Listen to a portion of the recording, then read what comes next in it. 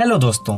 और इस वीडियो में हम अपनी रोजाना बीतने वाली बोरिंग जिंदगी के बाउंड्री को क्रॉस करेंगे और कुछ ऐसी चीजें जानेंगे जो हमारे इस वर्ल्ड को हमेशा के लिए बदल कर रख सकती है। तो तैयार हो जाइए और इस वीडियो को ध्यान से देखिएगा, क्योंकि मैं इस वीडियो में आपको कुछ ऐसी बातें बताऊंगा जो आपके दिमाग को हिला कर रख देगी।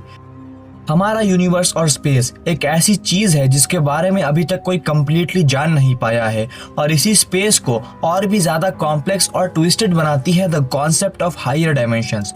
और इस वीडियो में हम उसी के बारे में जानने जा रहे हैं, तो अंत तक बने रहिएगा। इमेजिन करिए कि आप एक 2D बीइंग हैं, मतलब आप सिर्फ 2 डायमेंशंस को जानते हैं, जो कि एक है लेंथ और दूसरी है ब्रेथ, और आप एक फ्लैट शीट ऑफ पेपर पर अपनी जिंदगी बिता रहे हैं जिसमें आप सिर्फ आगे पीछे या फिर left and right he move कर सकते हैं।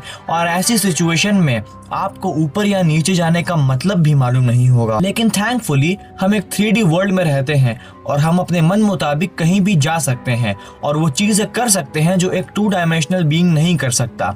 लेकिन जरा एक बार ये सोच कर देखिए कि अगर आपके सामने एक 2 डायमेंशनल बीइंग है और आप उसे ऊपर से देख रहे हैं, तो आपका उसे ऊपर से देखना वो कभी तस्वुर भी नहीं कर सकता, क्योंकि वह तो एक 2 डायमेंशनल बीइंग है और वह सिर्फ लेंथ और ब्रेथ को ही जानता है। लेकिन आप तो एक 3 डायमेंशनल बीइंग है और आपके पास लेंथ और ब्रेथ के अलावा एक और एक्स्ट्रा डायमेंशन है जो कि है हाइट, और आप उसी हाइट का फायदा उठाते हुए उसे ऊपर से देख रहे हैं।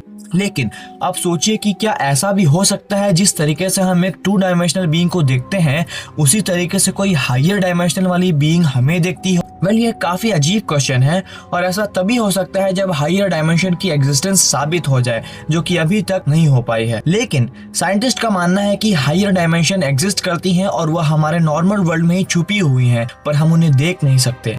आइंस्टाइन ने अपनी थियोरी ऑफ रिलेटिविटी में कहा था कि हम 3D ह्यूमन बीइंग्स ऑलरेडी एक 4D वर्ल्ड में रहते हैं, और आइंस्टाइन ने ऐसा इसलिए कहा था क्योंकि उनके मुताबिक 4th डायमेंशन थी टाइम, जो कि किसी भी चीज से इफेक्ट नहीं होता और एक सिंगल डायरेक्शन में फ्लो करता है, और as a 3D human being हमें टाइम के साथ ही चलना पड़ता है। लेकिन अगर हम 3D ह्यूमन बीइंग ना होकर 4D बीइंग्स होते तो हम टाइम को भी मैनिपुलेट कर सकते और उसमें आगे या पीछे जाकर अपने पास्ट और फ्यूचर को भी बदल सकते।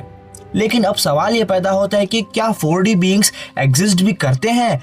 तो इसी क्वेश्चन का आंसर करने के लिए साइंटिस्टों ने एक थ्योरी प्रपोज की थी जिसका नाम है स्ट्रिंग थ्योरी।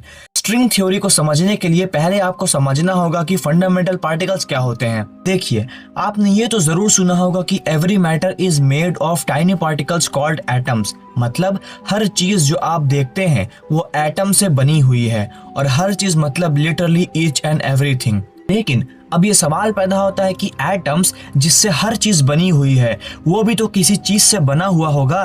तो इसका जवाब है जी हाँ, एटम भी किसी चीज के मिलने से बने होते हैं, और वो जिस चीज से बना हुआ होता है उन्हें हम कहते हैं फंडामेंटल पार्टिकल्स। और यही फंडामेंटल पार्टिकल्स सबसे छोटे इंडिविजुअल पार्टिकल्स होते हैं, मतलब ये किसी चीज के मिलने से नहीं बने होते बल्कि ये इंडिविजुअल होते हैं, और ये सबसे ज्यादा स्मॉल होते हैं, इतना स्मॉल कि इन्हें देखना नामुमकिन है, और इनसे ज्यादा छोटी चीज इस दुनिया में एग्जिस्ट नहीं कर सकती। और अब तक हम यही मानते आए थे कि ये फंडामेंटल पार्टिकल्स सिंपली छोटे छोटे डॉट्स होते होंगे जिन्हें हम देख नहीं सकते। लेकिन स्ट्रिंग थ्योरी के अनुसार ये फंडामेंटल पार्टिकल्स कोई डॉट नहीं है बल्कि स्ट्रिंग्स हैं। इसे समझाने के लिए मैं आपको एक एग्जाम्पल देता हूँ। आपने एक गिटार तो जरूर देखा होगा जिसमें स्ट्रिंग्स का इस्तेमाल होता है जिन्हें वाइब्रेट करने पर म्यूजिक प्रोड्यूस होती है। इसी तरह फंडामेंटल पार्टिकल्स भी छोटे छोटे स्ट्रिंग्स के फॉर्म में होते हैं, और जब वो वाइब्रेट होते हैं तो म्यूजिक नहीं बल्कि different types of forces produce होती है, जैसे कि इलेक्ट्रिसिटी, लाइट, इवन ग्रेविटी।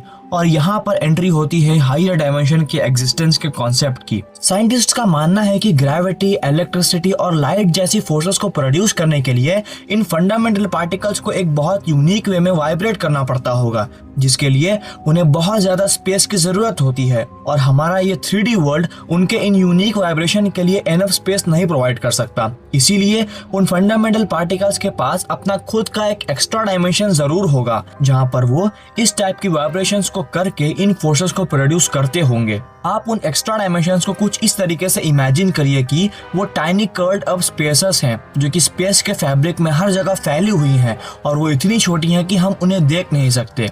तो इस वीडियो के लिए इतना ही गाइज, लेकिन इस वीडियो का एक सेकंड पार्ट भी है जो कि जल्द ही आएगा, इसीलिए हमारे चैनल को सब्सक्राइब कर लीजिए और बेल आइकन भी जरूर प्रेस करिए ताकि आपसे वो सेकंड पार्ट मिस ना हो सके। तब तक के लिए आप हमारी ये वाली वीडियो देख सकते हैं जिसमें स्टार के ऊपर काफी डिटेल तरीके से बताया गया है कि वो कैसे अपने आप को चेंज करते हैं टाइम के according. Anyway, thanks for watching.